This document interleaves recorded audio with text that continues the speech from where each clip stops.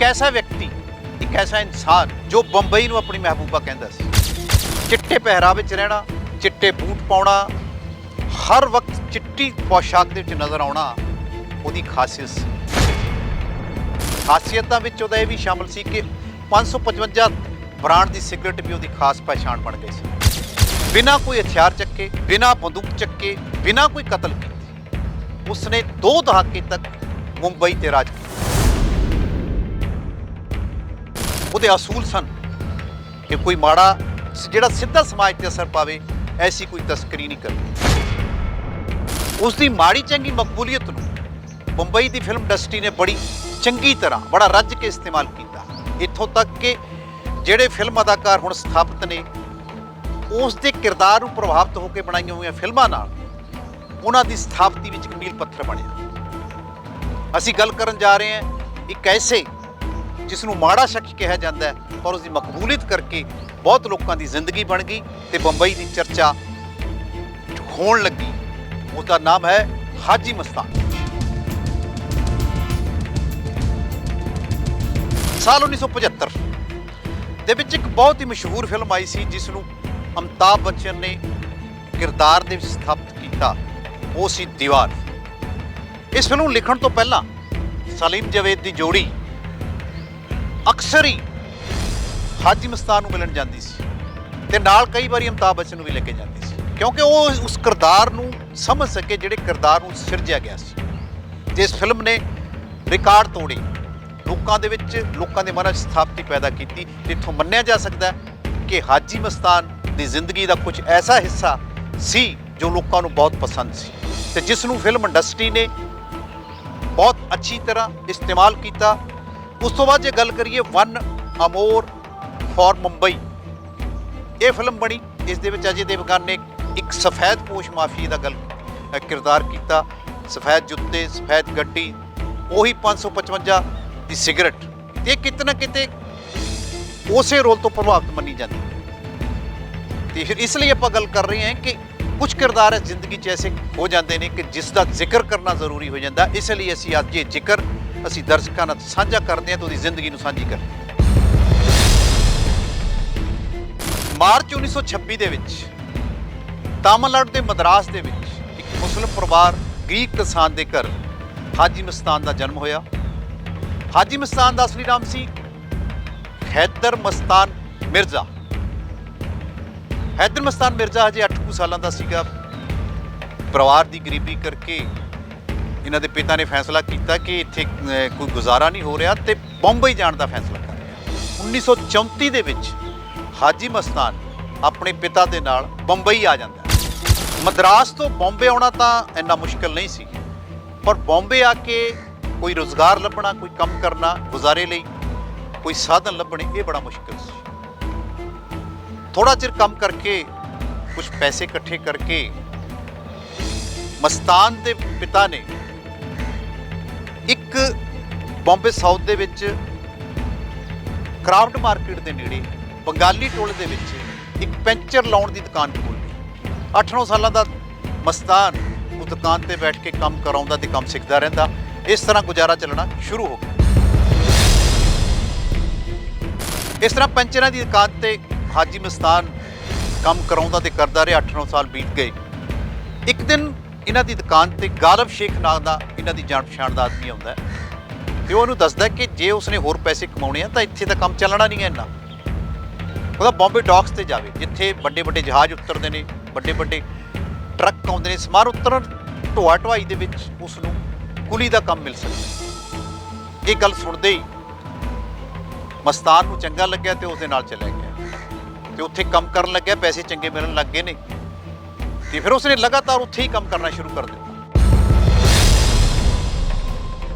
ਮਸਤਾਨ ਨੂੰ ਬੰਬੇ ਡਾਕਸ ਤੇ ਲਿਜਾਣ ਦਾ ਮਕਸਦ ਗਾਲਬ ਸ਼ੇਖ ਦਾ ਹੋਰ ਹੀ ਸੀ।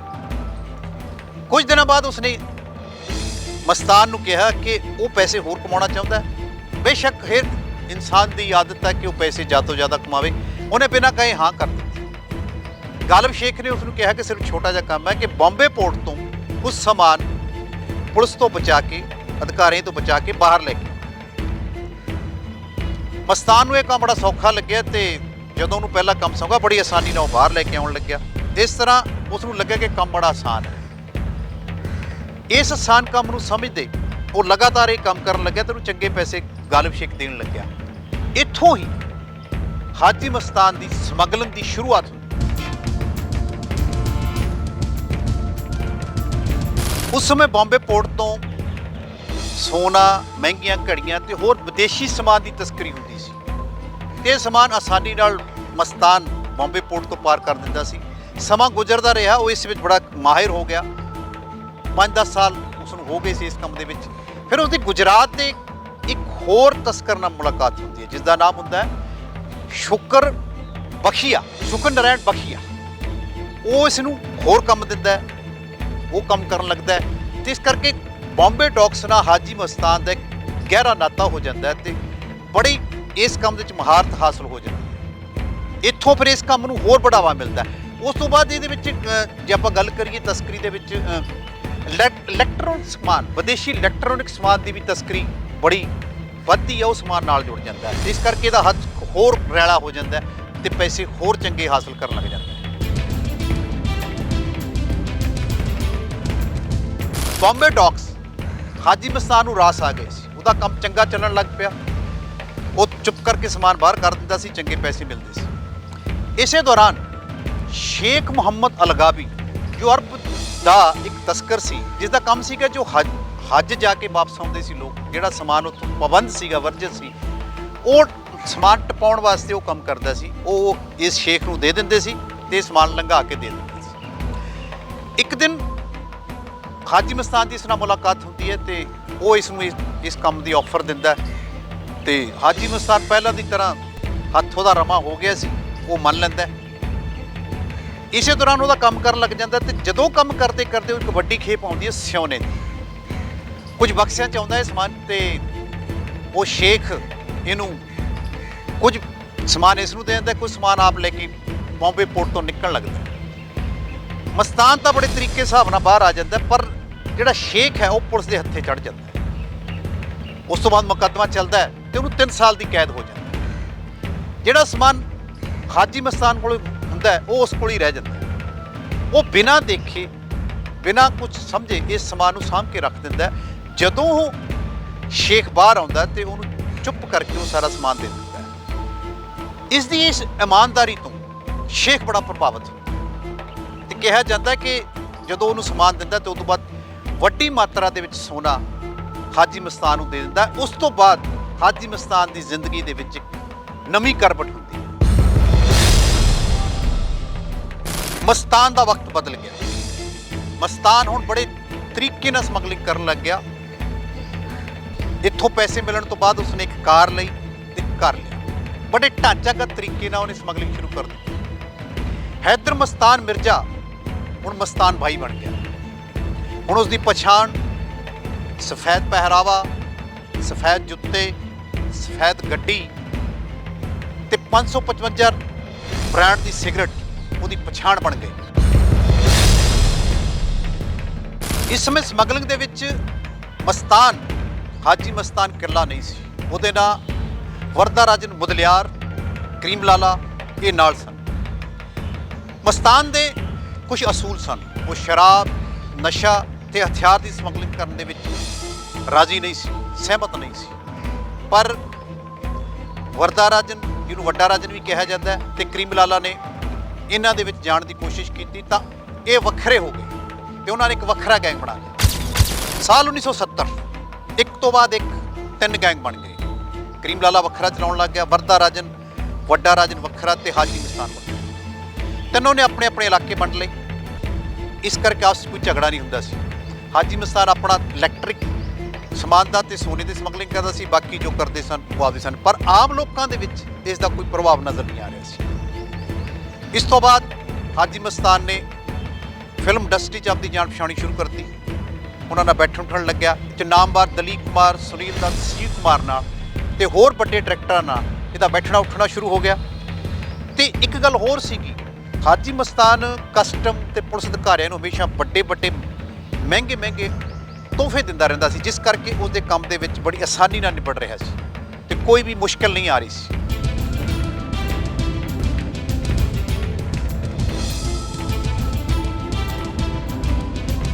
ਅਪਰਾਧ ਨੂੰ ਪ੍ਰਸ਼ਾਸਨ ਦੇ ਨਜ਼ਰੀਏ ਨਾਲ ਕਿਵੇਂ ਐਡਜਸਟ ਕਰਨਾ ਹੈ, ਇਹ ਹਾਜੀ ਮਸਤਾਨ ਨੂੰ ਚੰਗੀ ਤਰ੍ਹਾਂ ਆਉਂਦਾ ਸੀ।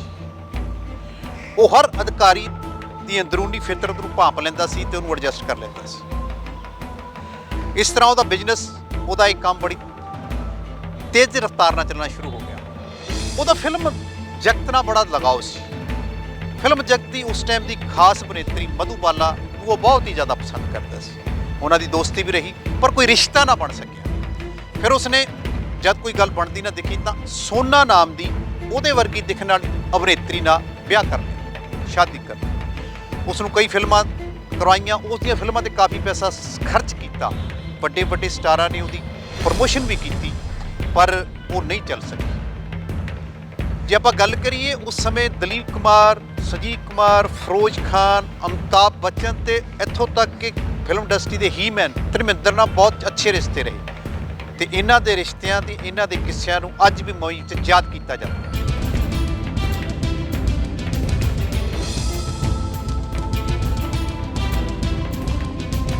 ਸਾਲ 1975 ਹੁਣ ਸਿਆਸੀ ਮਾਹੌਲ ਤੇ ਪ੍ਰਸ਼ਾਸਨ ਦੇ ਦਬਾਅ ਤੇ ਕਮਾਂਡ ਦੀ ਹਾਲਤ ਬਦਲ ਗਈ ਸੀ। ਇੰਦਰਾ ਗਾਂਧੀ ਨੇ 1975 'ਚ ਐਮਰਜੈਂਸੀ ਐਲਾਨ ਦਿੱਤੀ ਤੇ ਹਾਜੀ ਮਸਤਾਨ ਨੂੰ ਵੀ ਜੇਲ੍ਹ ਵਿੱਚ ਭੇਜ ਦਿੱਤਾ। ਇਸ ਤੋਂ ਪਹਿਲਾਂ ਹਾਜੀ ਮਸਤਾਨ ਨੂੰ ਸਿਰਫ ਇੱਕ ਵਾਰੀ ਗ੍ਰਿਫਤਾਰ ਕੀਤਾ ਗਿਆ ਸੀ ਤੇ ਕੋਲਾਪੁਰ ਦੇ ਇੱਕ ਗੈਸਟ ਹਾਊਸ ਦੇ ਵਿੱਚ 2 ਦਿਨ ਰੱਖਿਆ ਸੀ। ਉਸ ਤੋਂ ਬਾਅਦ ਉਹਨੂੰ ਛੱਡ ਦਿੱਤਾ ਗਿਆ ਸੀ। ਇਸ ਤੋਂ ਪਹਿਲਾਂ ਦਾ ਕੋਈ ਵੀ ਐਸਾ ਰਿਕਾਰਡ ਨਹੀਂ ਕਿ ਹਾਜੀ ਮਸਤਾਨ ਨੂੰ ਜੇਲ੍ਹ ਭੇਜਿਆ ਗਿਆ। ਮੁੰਬਈ ਦੀ ਜੇਲ੍ਹ ਵਿੱਚ ਮਸਤਾਨ ਦੀ ਜੈ ਪ੍ਰਕਾਸ਼ ਨਰੈਣ ਨਾਲ ਇੱਕ ਵੱਡੇ ਕਿਸਾਨ ਨੇਤਾ ਨਾਲ ਮੁਲਾਕਾਤ ਹੋਈ। ਉਹ ਜਦ ਉਸ ਨੂੰ ਮਿਲਦਾ ਹੈ ਤਾਂ ਹੈਰਾਨ ਹੁੰਦਾ ਹੈ ਕਿ ਉਸ ਨੇਤਾ ਨੂੰ ਕਿਸੇ ਦਲ ਦਾ ਨਸ਼ਾ ਨਹੀਂ, ਕਿਸੇ ਤਾਕਤ ਦਾ ਨਸ਼ਾ ਨਹੀਂ। ਉਸ ਤੋਂ ਬਹੁਤ ਪ੍ਰਭਾਵਿਤ ਉਹ ਦੇਖਦਾ ਹੈ ਕਿ ਐਸਾ ਨੇਤਾ ਹੈ ਜਿਸ ਨੂੰ ਕਿਸੇ ਚੀਜ਼ ਦੀ ਪਾਵਰ ਦਾ ਨਸ਼ਾ ਨਹੀਂ, ਕਿਸੇ ਦੀ ਗੱਲ ਦਾ ਨਸ਼ਾ ਨਹੀਂ, ਪਰ ਉਹ ਇਸ ਨੂੰ ਦੇਖ ਕੇ ਆਪਣੇ ਆਪ ਨੂੰ ਛੋਟਾ ਸਮਝਣ ਲੱਗ ਜਾਂਦਾ। 18 ਮਹੀਨਿਆਂ ਬਾਅਦ ਜਦੋਂ ਐਮਰਜੈਂਸੀ ਹਟਦੀ ਹੈ ਤਾਂ ਮਸਤਾਨ ਬਾਹਰ ਆਉਂਦਾ ਹੈ। ਇੱਥੇ ਉਸ ਨੂੰ ਜੇਪੀ ਨਾਲ ਮਿਲਣ ਦਾ ਫਾਇਦਾ ਹੁੰਦਾ ਹੈ। ਉਸ ਤੋਂ ਬਾਅਦ ਉਸ 'ਤੇ ਕੋਈ ਕੇਸ ਨਹੀਂ ਚਲਾਇਆ ਜਾਂਦਾ ਤੇ ਹਾਜੀ ਮਸਤਾਨ ਜੋ ਪਹਿਲਾਂ ਹੁਣ ਤੱਕ ਮਸਤਾਨ ਸੀ, ਉਹ ਹੱਜ ਤੇ ਚਲਿਆ ਜਾਂਦਾ ਹੈ। ਹੱਜ ਤੋਂ ਆਉਣ ਤੋਂ ਬਾਅਦ ਉਹਨੂੰ ਸਾਰੇ ਹਾਜੀ ਮਸਤਾਨ ਕਹਿਣ ਲੱਗ ਜਾਂਦੇ ਨੇ ਤੇ ਹਾਜੀ ਮਸਤਾਨ ਦਾ ਨਾਮ ਹੱਜ ਤੋਂ ਜਾਣ ਤੋਂ ਬਾਅਦ ਹਾਜੀ ਮਸਤਾਨ ਪੈ ਜਾਂਦਾ ਤੇ ਜੋ ਮੁੰਬਈ ਵਿੱਚ 2 ਦਹਾਕੇ ਚੱਲਿਆ ਤੇ ਅੱਜ ਤੱਕ ਚੱਲ ਰਿਹਾ, ਇਹੀ ਉਸ ਦੀ ਪਛਾਣ ਹੈ। ਸਾਲ 1980 ਇਸ ਵਿੱਚ ਸਿਆਸੀ ਬਦਲਾਅ ਦੇਖਦੇ ਹੋਏ ਤਾਂ ਹਾਜੀ ਮਸਤਾਨ ਨੇ ਸਿਆਸਤ ਵਿੱਚ ਜਾਣ ਦਾ ਮਨ ਬਣਾਇਆ, ਕੋਸ਼ਿਸ਼ਾਂ ਸ਼ੁਰੂ ਕਰ ਦਿੱਤੀਆਂ। 1984 ਦੇ ਵਿੱਚ ਮਹਾਰਾਸ਼ਟਰ ਦੇ ਵਿੱਚ ਇੱਕ ਦਲਿਤ ਨੇਤਾ ਜੋਗਿੰਦਰ ਤਾਵੜੇ ਨਾਲ ਮਿਲ ਕੇ ਹਾਜੀ ਮਸਤਾਨ ਨੇ ਮੁਸਲਿਮ ਸੁਰੱਖਿਆ ਮਹਾਸੰਘ ਨਾਂ ਦੀ ਪਾਰਟੀ ਦਾ ਗਠਨ ਕਰ ਦਿੱਤਾ। ਇਸ ਪਾਰਟੀ ਦਾ ਪ੍ਰਚਾਰ ਦਲੀਪ ਕੁਮਾਰ, ਸੰਜੀਵ ਕੁਮਾਰ ਤੇ ਹੋਰ ਇਹਨਾਂ ਦੇ ਸਾਥੀਆਂ ਨੇ ਪ੍ਰਚਾਰ ਕੀਤਾ। ਇਹਨਾਂ ਨੇ ਆਪਣੇ ਲੀਡਰ ਵੀ ਖੜੇ ਕੀਤੇ, ਚੋਣਾਂ ਵਿੱਚ ਸ਼ਾਮਲ ਹੋਏ। ਪਰ ਇੱਥੇ ਹਾਜੀ ਮਸਤਾਨ ਨੂੰ ਜਿੱਥੇ ਉਹ ਪਹਿਲਾਂ ਸਫਲ ਹੁੰਦਾ ਨਜ਼ਰ ਆ ਰਿਹਾ ਸੀਗਾ, ਇੱਥੇ ਬਹੁਤ ਕਰਾਰੀ ਹਾਲ ਦਾ ਸਾਹਮਣਾ ਕਰਨਾ ਪਿਆ ਤੇ ਗੱਲ ਉੱਪਰ ਕੀ ਆਈ ਕਿ ਸਮਗਲਿੰਗ ਤੇ ਸਿਆਸਤ ਇੱਕ ਵੱਖਰੇ ਖੇਤਰ ਨੇ। ਇਸ ਕਰਕੇ ਹਾਜੀ ਮਸਤਾਨ ਨੂੰ ਇਸ ਵਿੱਚ ਆਉਣ ਦਾ ਹਰਜਾਨਾ ਭੁਗਤਣਾ ਪਿਆ ਤੇ ਉਸ ਤੋਂ ਬਾਅਦ ਗੱਲ ਇਹ ਵੀ ਰਹੀ ਕਿ ਇਸ ਦੇ ਮੁਕਾਬਲਤਨ ਬਰਾਬਰ ਉਸ ਦਾ ਪੁਰਾਣਾ ਬਿਜ਼ਨਸ ਵੀ ਚੱਲਦਾ ਰਿਹਾ, ਕਿਉਂਕਿ ਉਸ ਦਾ ਰਸੂਖ ਬੜਾ ਅੱਛਾ ਸੀ, ਆਮ ਲੋਕਾਂ ਤੇ ਅਸਰ ਨਹੀਂ ਪੈਂਦਾ ਸੀ। ਸਿਆਸਤ ਤੋਂ ਹਾਰਨ ਤੋਂ ਬਾਅਦ ਫਿਰ ਉਹ ਆਪਣੇ ਪੁਰਾਣੇ ਧੰਦੇ ਵਿੱਚ ਸਰਗਰਮ ਹੋ ਗਏ। ਹਾਜੀ ਮਸਤਾਨ ਸੋਨਾ ਤੇ ਇਲੈਕਟ੍ਰਿਕ ਸਮਾਨ ਤੇ ਵਿਦੇਸ਼ੀ ਸਮਾਨ ਨੂੰ ਦੀ ਸਮਗਲਿੰਗ ਨੂੰ ਅਪਰਾਧ ਨਹੀਂ ਮੰਨਦਾ ਸੀ। ਬਲਾਤਕਾਰ ਤੇ ਕਤਲ ਜਿਹੇ ਦੋਸ਼ਾਂ ਤੋਂ ਬਿਲਕੁਲ ਬਰੀ ਸੀ, ਸਾਫ਼ ਸੀ। ਨਸ਼ਾ ਹਥਿਆਰ ਨੂੰ ਉਹ ਆਪਣੀ ਸਮਗਲਿੰਗ 'ਚ ਲਿਆਉਂਦਾ ਨਹੀਂ ਸੀ, ਇਸ ਕਰਕੇ ਉਹਦਾ ਕੰਮ ਬਰਕਰਾਰ ਚੱਲਦਾ ਰਿਹਾ। ਇਸ ਤੋਂ ਬਾਅਦ ਦਾਊਦ ਇਬਰਾਹਿਮ, ਅਬੂ ਸਲੇਮ, ਛੋਟਾ ਰਾਜਨ ਜਿਹੇ ਗੈਂਗ ਪਣਪੇ ਤੇ ਉਹਨਾਂ ਨਾਲ ਇਹਨਾਂ ਦਾ ਗੱਠਜੋੜ ਹੋ ਗਿਆ। ਪਰ ਗੱਠਜੋੜੇ ਜ਼ਿਆਦਾ ਸਮਾਂ ਚੱਲ ਨਹੀਂ ਸਕਿਆ ਕਿਉਂਕਿ ਹਾਜੀ ਮਸਤਾਨ ਦੇ ਅਸੂਲਾਂ ਦੇ ਮੁਤਾਬਕ ਇਹ ਤਿੰਨੋਂ ਗੈਂਗ ਲੀਡਰ ਚੱਲ ਨਹੀਂ ਪਾਉਂਦੇ ਸੀ। ਹੁਣ ਸਮਾਂ ਬਦਲ ਗਿਆ ਸੀ। ਹਾਜੀ ਮਸਤਾਨ ਮੁੰਬਈ ਜਿਸ ਨੂੰ ਆਪਣੀ ਮਹਿਬੂਬਾ ਕਹਿੰਦਾ ਸੀ, ਉਹ ਮਹਿਬੂਬਾ ਉਹਦੇ ਹੱਥਾਂ 'ਚੋਂ ਨਿਕਲਦੀ ਜਾ ਰਹੀ ਸੀ। ਇਸ ਟਾਈਮ ਦੀ ਮੁੰਬਈ ਦੇ ਵਿੱਚ ਗੈਂਗਵਾਰਾਂ ਹੋਣੇ ਸ਼ੁਰੂ ਹੋ ਗਏ, ਸੜਕਾਂ ਤੇ ਖੂਨ ਡੁੱਲਣ ਲੱਗਿਆ। ਇਹ ਇੰਨਾ ਵੱਧ ਗਿਆ ਕਿ ਇਸ ਦਾ ਨਤੀਜਾ 1993 'ਚ ਦੇਖਣ ਨੂੰ ਮਿਲਿਆ ਕਿ ਜਦੋਂ ਮੁੰਬਈ ਦੇ ਵਿੱਚ ਲਗਾਤਾਰ ਬੰਬ ਧਮਾਕੇ ਤੇ ਬਹੁਤ ਵੱਡਾ ਜਾਨੀ ਤੇ ਮਾਨੀ ਨੁਕਸਾਨ ਹੁੰਦਾ ਹੈ, ਇਸ ਤੋਂ ਬਾਅਦ ਸਾਰੀ ਦੁਨੀਆ ਮੁੰਬਈ ਨੂੰ ਤਿਰਛੀ ਨਜ਼ਰ ਨਾਲ ਦੇਖਣ ਲੱਗ ਜਾਂਦੀ ਹੈ। ਇਸ ਧਮਾਕਿਆਂ ਦਾ ਜ਼ਿੰਮੇਵਾਰ ਮੰਨਿਆ ਜਾਣ ਵਾਲਾ ਦਾਊ ਦੁਬਈ ਚਲਿਆ ਜਾਂਦਾ ਹੈ ਤੇ ਬਾਕੀ ਗੈਂਗ ਰੁਪੋਸ਼ ਹੋ ਜਾਂਦੇ ਹਨ। 25 ਜੂਨ 1994 ਉਹ ਦਿਨ ਜਦੋਂ ਲੰਬੀ ਦਿਲ ਦੀ ਬਿਮਾਰੀ ਕਾਰਨ ਹਾਜੀ ਮਸਤਾਨ ਦੀ ਮੌਤ ਹੋ ਜਾਂਦੀ ਹੈ। ਹਾਜੀ ਮਸਤਾਨ ਦੀਆਂ 3 ਬੇਟੀਆਂ, 2 ਬੇਟੀਆਂ ਮੁੰਬਈ 'ਚ ਰਹਿੰਦੀਆਂ ਨੇ, 1 ਬੇਟੀ ਲੰਡਨ ਦੇ ਵਿੱਚ। ਇੱਕ ਸੁੰਦਰ ਨਾਂ ਦਾ ਹਿੰਦੂ ਬੇਟਾ ਉਹਨਾਂ ਨੇ ਗੋਦ ਲਿਆ ਸੀ ਤੇ ਉਹ ਅੱਜ ਵੀ ਰਹਿ ਰਿਹਾ ਮੁੰਬਈ ਦੇ ਵਿੱਚ ਤੇ ਉਸਦਾ ਤਨ ਪਰਿਵਰਤਨ ਵਾਸਤੇ ਉਹਨਾਂ ਨੇ ਕੁਛ ਨਹੀਂ ਕੀਤਾ, ਜਦੋਂ ਕਿ ਹਾਜੀ ਮਸਤਾਨ ਖੁਦ ਮੁਸਲਿਮ ਪਰਿਵਾਰ ਤੋਂ ਸੀ। ਇਹ ਸੀ ਇੱਕ ਪੈਂਚਰ ਲਾਉਣ ਵਾਲੇ ਪਿਤਾ ਦੇ ਉਸ ਪੁੱਤਰ ਦੀ ਜਿਹਨੇ ਮੁੰਬਈ ਦੇ ਹਰ ਰੌਂ ਨੂੰ ਦੇਖਦੇ ਹੋਏ ਮੁੰਬਈ ਤੇ 2 ਦਹਾਕੇ ਬਿਨਾਂ ਬੰਦੂਕ ਚੱਕੇ, ਬਿਨਾਂ ਹਥਿਆਰ ਚੱਕੇ ਤੇ ਬਿਨਾਂ ਕੋਈ ਕਤਲ ਕੀਤੇ ਰਾਜ ਕੀਤਾ। ਇੱਕ ਪੈਂਚਰ ਲਾਉਣ ਵਾਲੇ ਦਾ ਮੁੰਡਾ ਇੱਕ ਮੁੰਬਈ ਤੇ ਦਿੱਲੀ ਦੀ ਆਰਥਿਕ ਰਾਜਧਾਨੀ ਮੰਨੀ ਜਾਣ ਵਾਲੀ ਤੇ ਸ਼ਹਿਰ ਤੇ ਰਾਜ ਕਰਦਾ ਰਿਹਾ ਤੇ ਆਪਣੀ ਜ਼ਿੰਦਗੀ ਫਿਲਮਸਤਾਨ ਦੇ ਵਿੱਚ ਵੀ ਜਿਉਈ ਤੇ ਅਪਰਾਧਿਸਤਾਨ ਦੇ ਵਿੱਚ ਜਿਉਈ, ਤੇ ਜਿਸ ਦਾ ਜ਼ਿਕਰ ਦੇਸ਼ ਹੀ ਨਹੀਂ ਦੁਨੀਆ ਦੇ ਵਿੱਚ ਹਰ ਵਕਤ ਹੁੰਦਾ ਹੈ। ਅਸੀਂ ਅਪਰਾਧ ਦਾ ਸਮਰਥਨ ਨਹੀਂ ਕਰਦੇ, ਪਰ ਜਦ ਕੋਈ ਇਨਸਾਨ ਇੱਕ ਬਿਲਕੁਲ ਜ਼ਮੀਨ ਤੋਂ ਉੱਠ ਕੇ ਚਾਹੇ ਅਪਰਾਧ ਵੱਲ ਜਾਂਦਾ ਤੇ ਚਾਹੇ ਵਧੀਆ ਜ਼ਿੰਦਗੀ ਵੱਲ ਜਾਂਦਾ ਤਾਂ ਉਹਦਾ ਜ਼ਿਕਰ ਕਰਨਾ ਬਣ ਜਾਂਦਾ ਹੈ। ਅਜਿਹੀ ਇੱਕ ਹੋਰ ਕਹਾਣੀ ਲੈ ਕੇ ਅਸੀਂ ਫਿਰ ਮਿਲਦੇ ਹਾਂ। ਲਗਾਤਾਰ ਵੇਖਦੇ ਰਹੋ ਸਕਰੋਲ ਪੰਜਾਬ।